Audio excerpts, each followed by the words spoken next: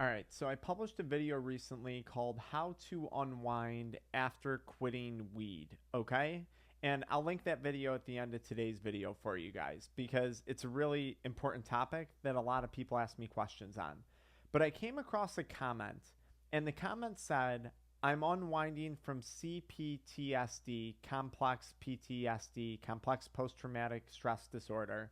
So basically what this person was saying was, listen, it sounds nice unwinding and quitting cannabis, but I have CPTSD, okay? And I'm going to say this with a quick disclaimer. I understand PTSD. I understand CPTSD. I come from a family of years of domestic violence. I come from a family with major medical health issues that I had to watch multitudes of my family members go through over the years, okay? I certainly had my own PTSD from years of substance use. All right. So I'm not saying this lightly, and I don't want to discredit you. If you want to succeed in sobriety and potentially in multiple aspects of life, sobriety in business, in your relationships, in your mental health, in your physical health, there comes a point where you have to stop making excuses. Because if you always have an excuse, you're always going to have a reason to continue consuming cannabis.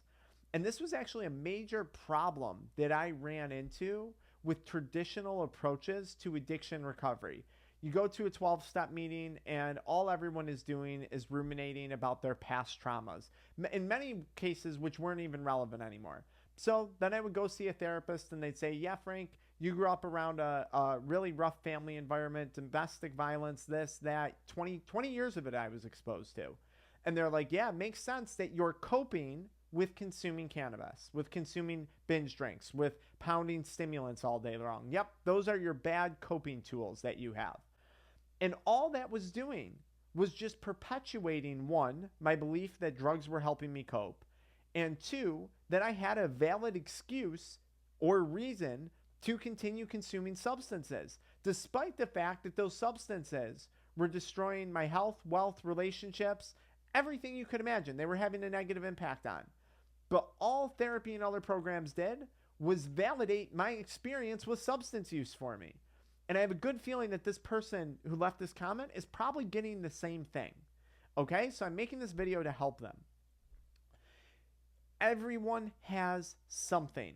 Even if that something is just there's pleasure associated with cannabis use and they enjoy doing it because it's fun, but they want to quit. Everyone has a reason that's preventing them from making a change. It could be withdrawals. Every time I go to stop, I don't sleep for several days, and the insomnia puts me at high risk. I had a client I was working with not too long ago, and when they were stopping cannabis consumption, they were getting irregular heart rate and irregular heartbeat because of cannabis's impact on cardiac tissue. You have tons of receptors for cannabinoids on your cardiac tissue, so sometimes when people stop, they can get a lot of cardiac complications. And this person was like, I can't stop. My heartbeat's irregular. I can't stop. And once they enrolled with us, I was like, no, you can. We just need proper medical management of this once you stop. But this is something that you can overcome that lots of other people have struggled with when they've quit cannabis. It's not a reason to keep doing it. Assuming you want to keep continuing to use cannabis. In that case, then fine. Let that be your excuse and keep doing what you're doing. Everyone has something. I have anxiety. I have depression. I have physical pain in my feet, in my back, and I use cannabis for pain management. And I'm not sure what I'm going to do if I stop consuming it. I don't know how I'm going to function socially. I don't know how I'm going to get through the boredom. I don't know how I'm going to unwind. I don't know what my reward's going to be. This is all the same thing as saying I have PTSD, I have insomnia, I have physical pain. Everyone has an excuse. And those excuses create limiting beliefs. They create a victim mentality. And if you continue down that path, this world is going to chew you up and spit you out because it doesn't care that you have X, Y, and Z problem. It doesn't even care that you have a substance use disorder problem. If you are not able to perform, the world will move on. That is a fact. I lived it, I experienced it myself, and I learned it the hard way. That's why I'm so passionate about trying to help people, because I don't want other people to have to learn that the hard way, because there is a much easier way. In fact, if you're a high performance individual, you're a C-suite executive, a business owner, an investor, an entrepreneur, a physician, a dentist, physical therapist, chiropractor, you're a real estate professional, we have a completely private protocol for you, has a 98% success rate at helping people get sober in as little as 48 hours from the comfort of their own home, in real time, in real life, no meetings, no rehabs. Check that out. Link in the video description. I'm trying to help. That's why I created this channel. That's why I created the social media platforms. That's why I created our addiction exit protocol. I don't want you to go through the rest of your life using excuses that, you know what, are valid. I've had, of recent, I made a video about this recently. I've had very valid reasons that I could choose and justify to go consume drugs again. Right? A family member had a cancer diagnosis that resulted in now not one, but 2 major surgeries. My wife had a miscarriage, right? Just prior to filming this video, she was hit with a influenza COVID combo thing. She's pregnant again. We were terrified, okay? I had to replace staff members at my private offices for my chiropractic practice, because I encouraged them to go on and do bigger, better things with their lives. But still, that screwed me. I had to replace my staff. Like, everyone has things that come up in drama and things that happen, okay? So if you want to start to work past this, what you need to start to tell yourself, and this is a tip that we teach people. It's called the is what it is method or mindset that we teach people inside our protocol. Sometimes you just have to say, it is what it is. Do I not want to get better? Do I want to get better or not? Do I want to get sober or not? Do I want to achieve the outcomes that I've associated with attaining sobriety or not? Would you rather be right, or would you rather get better? Would you rather be right, or would you rather improve? Because they're 2 very, very different things.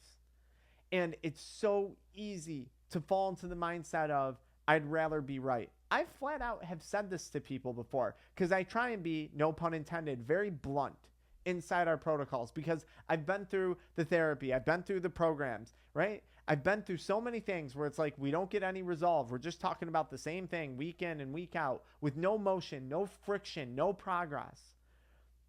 Sometimes it is what it is. Those really bad cravings, those crappy withdrawal symptoms, the nausea, this, that, it is what it is. And granted, I only say it is what it is once we've completely ruled out the fact that we might not have any control over the situation. 90% of the times, I usually come up with other options for people, whether it's some form of medical management or intervention, whether it's supplementation, whether it's lifestyle modification, whether it's mindset shifts that we use, focused on first principle thinking and expedited perception realignment, things that we teach inside our protocols. I can usually come up with something, but in some instances, yeah, you're right. You got foot pain, you got back pain, but it is what it is. Is it worth the neurocognitive deficits you've been experiencing from consuming cannabis all these years? Probably not. That's why you told me you want to quit. So it is what it is. We'll work on a solution to it, but for right now, it is what it is. Does that change that you want to attain good outcomes? Does that change the fact that you want to get sober? It shouldn't. I especially say this when I'm working with high performance parents, high performance business owners, people who have built things for themselves. Let's say that's you. Let's say you've built a beautiful family. Let's say you've built a beautiful business. When things got hard, right? Because I know what it's like. I've owned several businesses. When things got hard, did you throw in the towel, or did you say, it is what it is, I'm going to figure this out, and you kept pushing? Chances are you have that mentality somewhere in here. You forgot it. You forgot about it. And the delusion of substance use. Maybe that's what happened, okay? But it's in there. Why were you able to apply that to other areas of your life, but not cannabis substance use? Now, maybe you've been getting the wrong guidance. Maybe you've been around the wrong people. Maybe you're just unaware of all this stuff. Maybe this is the first video from me you've ever seen, and I would encourage you to watch other ones because I'm not always this harsh. But right? Why were you able to apply it is what it is to so many aspects of your life, but you can't apply it to this? It's because the mindset is broken and it needs a shift. It needs a reorganization. It needs a reframing. That's why.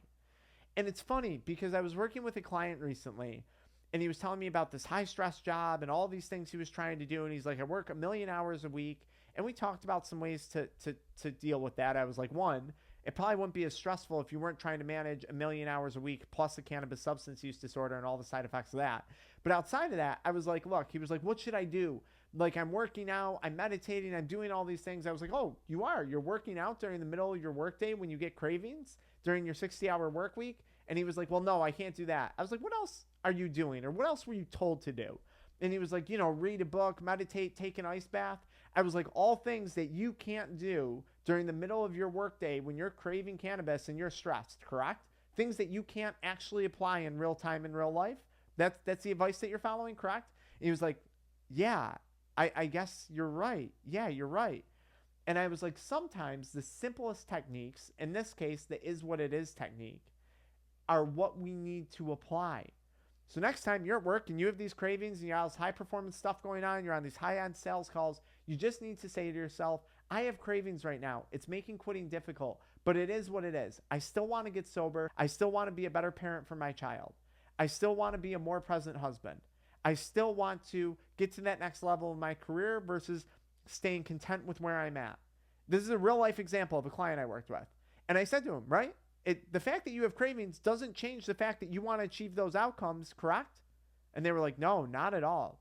Then maybe for right now, the simplest thing you can do, the most effective thing you can do is apply the it is what it is technique in real time, in real life.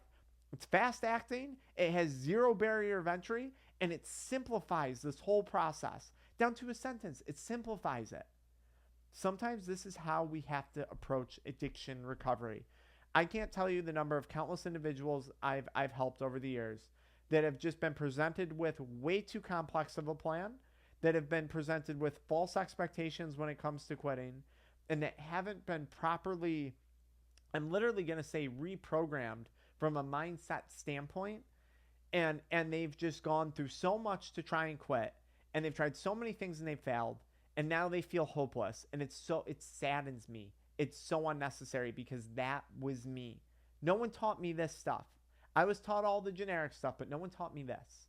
So I hope this video helps you out. I hope it starts to take you away from those limiting beliefs. I hope it starts to take you away from that victim mentality, because chances are your CPTSD, it's valid. It's a valid reason to keep using. Although I will say long-term cannabis disrupts REM sleep. REM sleep is where your brain heals and restores. Maybe the CPTSD nightmares are waking you up, and maybe your therapist or whomever should have been talking to you about a blood pressure medication that can block those adrenaline drips during night that you're getting. We could actually get you a good night's sleep without cannabis. Your brain could actually start to heal from the CPTSD and process what happened, and we could actually come up with real solutions to this versus having you use it from a victim standpoint, okay? And I'm not saying this lightly. I'm saying it to help you. Like, I've literally helped people in that exact situation with that little path that I just painted for you, okay? So I think the sooner we break those limiting beliefs, the sooner we break away from the victim mentality, the sooner we're going to start to attain success. And your excuses, they probably are valid. But does that mean you don't want to attain the outcomes? Does that mean that you just want to give up? Maybe it does. Maybe it doesn't. If it doesn't, and you're a high-performance individual, you're a business professional, C-suite executive, investor, entrepreneur, physician, dentist, chiropractor, whatever it is, I want you to check out that link in the video description, because I want today to be your last day one. And it's a journey I would love to go on with you. Until next time.